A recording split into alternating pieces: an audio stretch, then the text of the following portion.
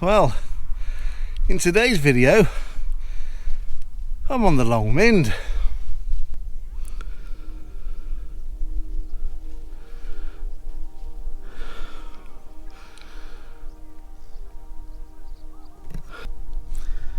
And as you can see, I've got a backpack on my back. We're going for a walk. Well guys, welcome back. It has been what sounds like forever.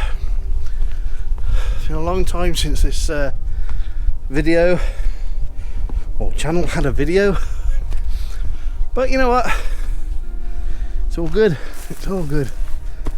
Right, so we're gonna go. So as you saw from that intro, I'm on the Long Mynd and I'm just at the side of the glider club, and we're going for a wild camp. It's a solo camp, just me on my Todd. A little bit apprehensive about it because it's the first time I've done one, but there's a time in a man's life you just got to get out and embrace it. So here I am, embracing it.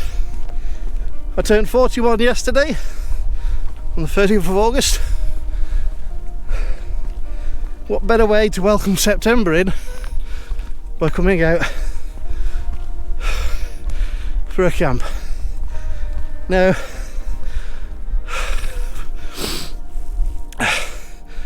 I'm going to be out of breath, okay? So all this heavy panting and all that shit, expect. I have been in the gym for the last 2 weeks. Quite happy to tell you I've lost 2 kilograms in a week. So I'm really chuffed with that. But I didn't want the year to get by without getting out and getting a camp. So without further ado, let's get some hiking done.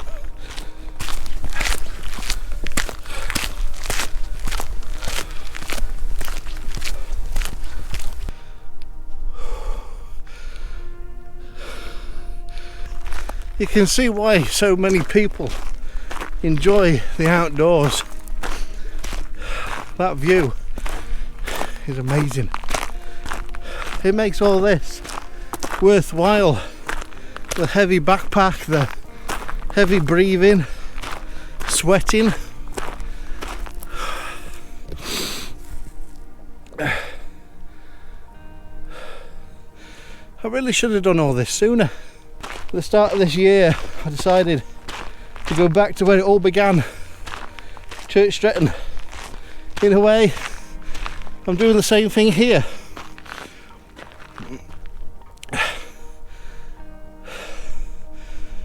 Holy crap, I'm out of shape, but I'm not embarrassed about it. I have put weight on, but I've lost weight and I'm working on it again. I'm just happy to be out, guys, as you can tell. Big grin on the face. Now, a bit of new kit I'll talk about when I get to the campsite, but right now I need to push on, otherwise I'll be setting up in the dark. I know we don't want that, do we?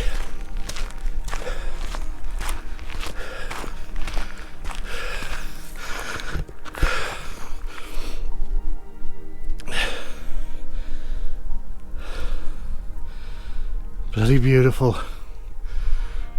I should be able to camp here really, but have that view in the morning to wake up to, but no, can't do, sadly. Okay, so made it from over there to here. Thankfully no gates to climb over because they've put one of these in. I think I'm on the Shropshire Way now. And just over there is the trig. And I tell you what, the kit I carry for cadets is a little bit lighter than what I've actually brought out today. Obviously I don't have tent or tent poles, but my goodness me, this thing is a weight. I'll be glad to get this off my shoulders, and I'll be glad to get camp set up. But it's lovely to be out, I tell you. It's the smells. I mean, I live in the village in the countryside, and it's fine, it's perfect. You get lovely things, lovely scenery, lovely walks, lovely hills. But the smell's different when you go away, and this certainly smells different. I don't know whether it's the pine trees behind me, but or even the heather.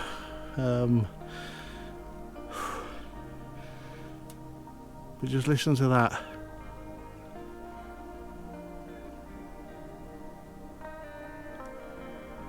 Quiet, absolute sheer quiet. So I've got about another 200 metres to go, and then we're going to set up camp. Then we're going to go and touch that trig, and then we're going to have some tea. So I'll catch you while I'm setting camp. I don't know if you can see me, the bloody light's bright, but I'm here at camp.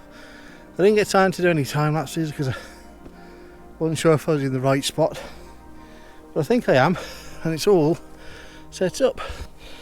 So I've got my Coleman Cobra 2 tent. That's my tea for the night. I've got my Dura 2 DD hammock sleep bag, my wolf pack, sleep mat. Somewhere in there is the Trichology pillow.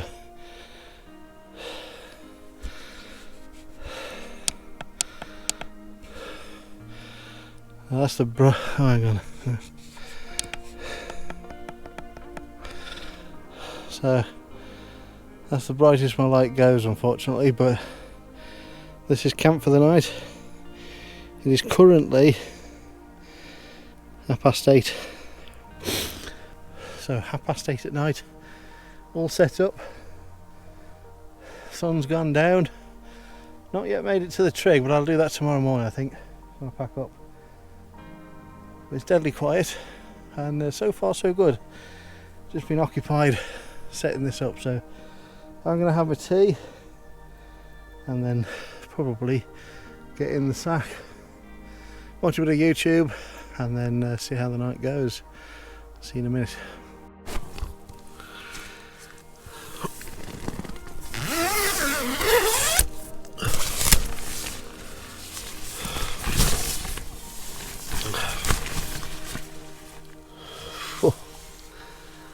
Good morning.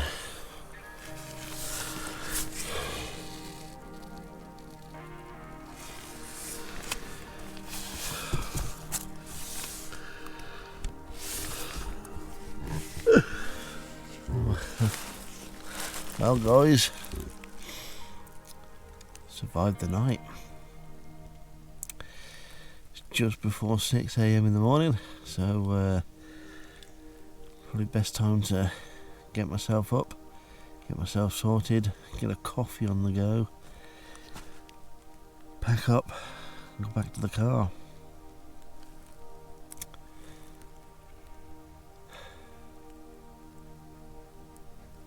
Morning September. And of course, no trip up here would be correct or right if you didn't visit the trig. At the trig, camp's just down there, and here's the trig. I don't know if you guys can see as well all that mist in the valley below.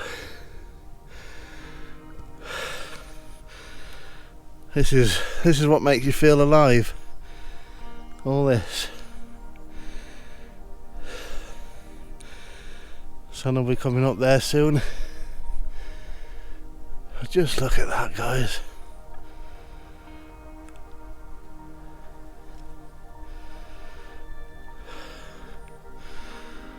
Ain't that spectacular?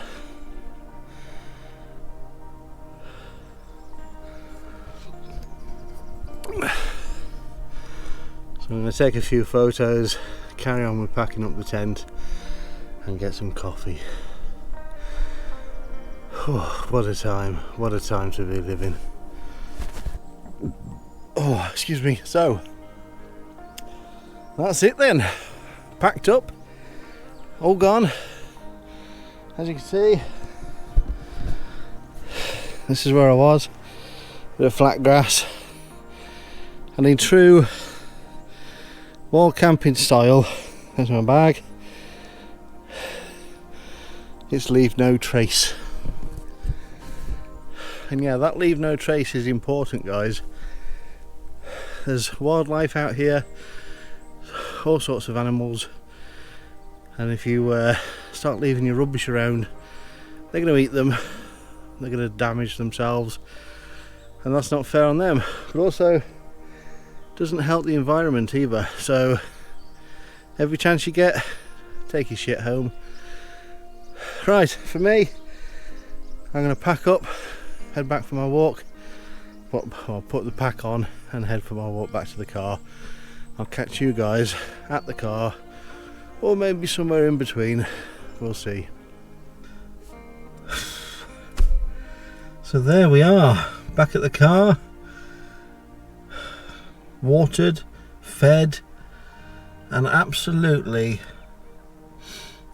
living life, loving life, you know.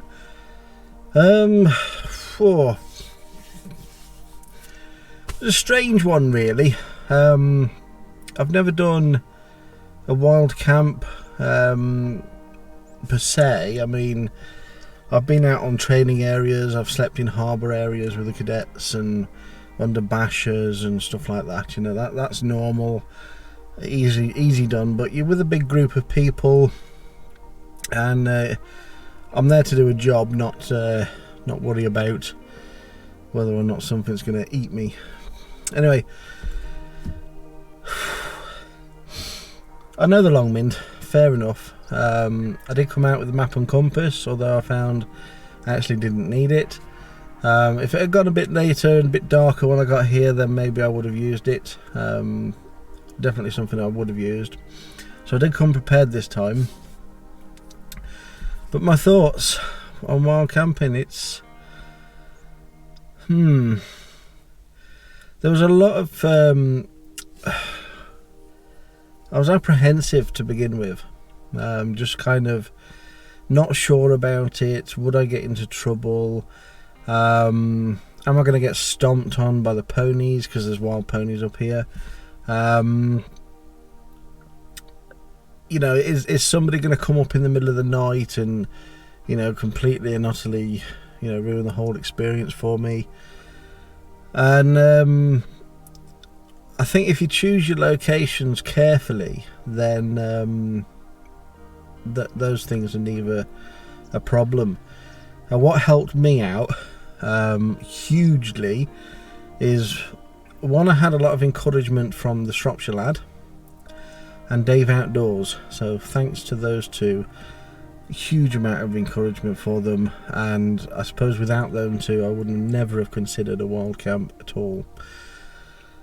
But I watched Wild Astro, Richie's video, and I'm going to put a link to all three of these channels into the description, because these guys are motivators, you know, they are fantastic. But I watched Wild Astro's video of his son going for his first wild camp, and I've gone to the same place, and I figured that if Rich deemed the place unsafe, he would never have brought his son with him. So that did rest my mind hugely about the area I was going to. But amazing experience. I've enjoyed it. I didn't get lonely, I didn't get bored. Sleeping was a bit of a problem, to start with. Not because of the noise. I mean, it was so quiet. It was absolute. I've never seen it or heard it so quiet in my life, and it's a blessing. It really is. But I don't know what it was. I don't know what was stopping me from sleeping to begin with. Maybe I was expecting to hear noises and they didn't happen, which was great, you know. But I think all I heard was a couple of rustling around from squirrels, birds, and I did hear the barks of some foxes out there, and I think there's some deer in there as well, which was amazing too. So I got a lot of sounds from that. But sleep-wise, I was up and down all the way through the night. Every hour I think I woke up.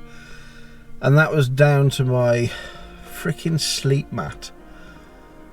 I thought I must have chosen the most flattest area possible to put my tent on. But as soon as I got on that sleep mat, and I'm a fat bugger, you know, I'm quite large.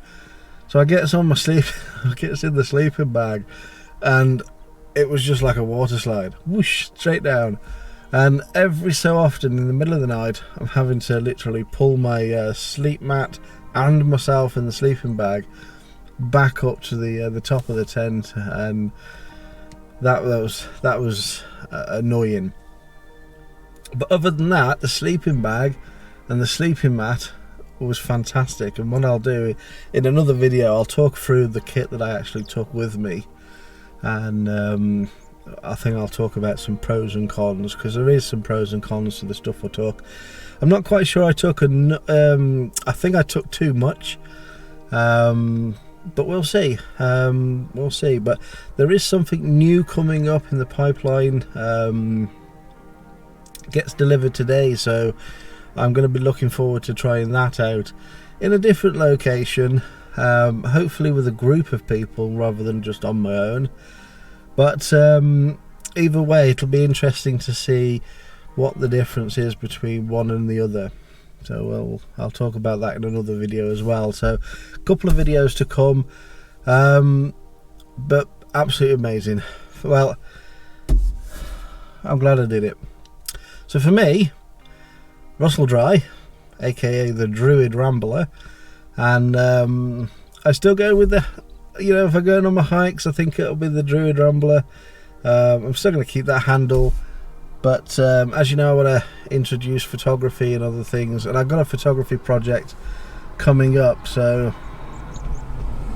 that's going to be really interesting, I hope. And so yeah, anyway, enough of me. Links in the description if you want to go and watch the other lads. They are good lads. And if you like the video, sorry, click that like button. If you didn't like it, then click the unlike button twice. Does nothing. Click the notifications, and you'll definitely see me in a future video not too far from now. So have a good one and keep rambling.